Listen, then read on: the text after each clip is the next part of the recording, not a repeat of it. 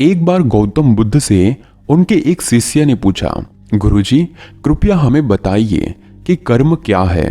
गौतम बुद्ध ने अपने शिष्य से कहा कि कर्म को समझने के लिए मैं तुम्हें एक कहानी सुनाता हूं।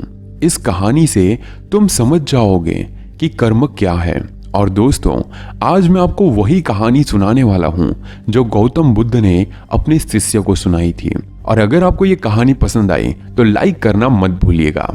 गौतम बुद्ध अपने शिष्यों को कहानी सुनाते हैं कि बुलंद शहर का एक राजा था और वो एक दिन घोड़े पर बैठकर अपने राज्य का भ्रमण कर रहा था।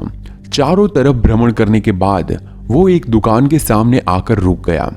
रुकने के बाद राजा ने अपने मंत्री से कहा कि मंत्री जी, मालूम नहीं क्यों मुझे लगता है कि इस दुकानदार को कल के कल फांसी की सजा सुना दूं। इसे मृत्यु दंड देने की मुझे इच्छा हो रही है।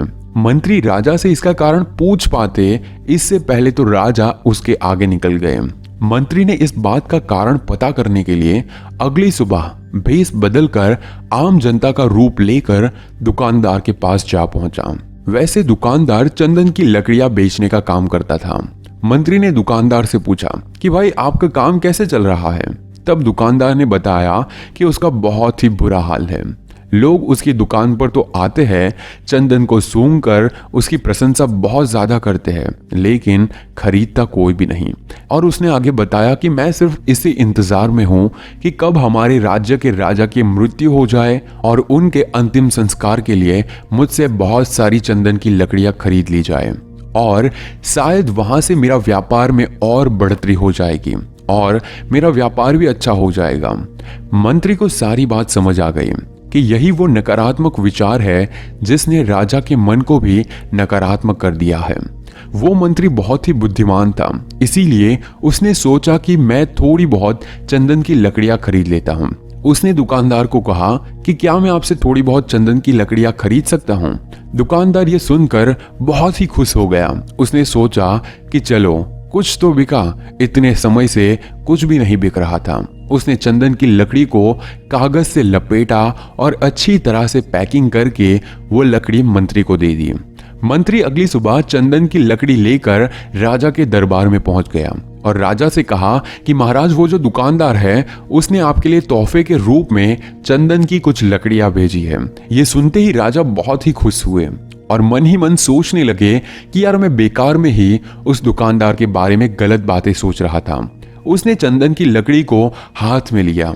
उसने बहुत ही अच्छी तरह से उसको सूंघा। उसमें से बहुत ही अच्छी सी सुगंध आ रही थी। राजा इससे बहुत ज्यादा खुश हुए और उस राजा ने दुकानदार के लिए मंत्री के हाथों से सोने के सिक्के भिजवा दिए। उसी आम जनता का रूप लेकर मंत्री अगले दिन सोने के सिक्के के साथ दुकानदार के पास पहुंचा। दुकानदार बहुत ही खुश हुआ। उसने सोचा कि मैं राजा के बारे में कितनी गलत बातें सोच रहा था। राजा तो बड़े ही दयालु है। और यहीं पर गौतम बुद्ध ने यह कहानी खत्म कर दी। ये कहानी जब खत्म हुई तब गौतम बुद्ध ने अपने शिष्यों से पूछा कि अब आप बताइए कि कर्म क्या होता है।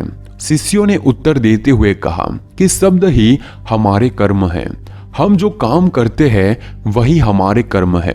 जो हमारी भावनाएं हैं वही हमारे कर्म है।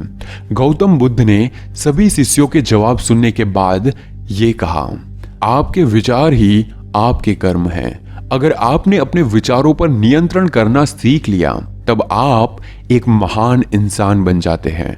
जब आप अच्छा सोचते हैं तब आपके साथ अच्छा होता ही है और वो होता ही रहेगा।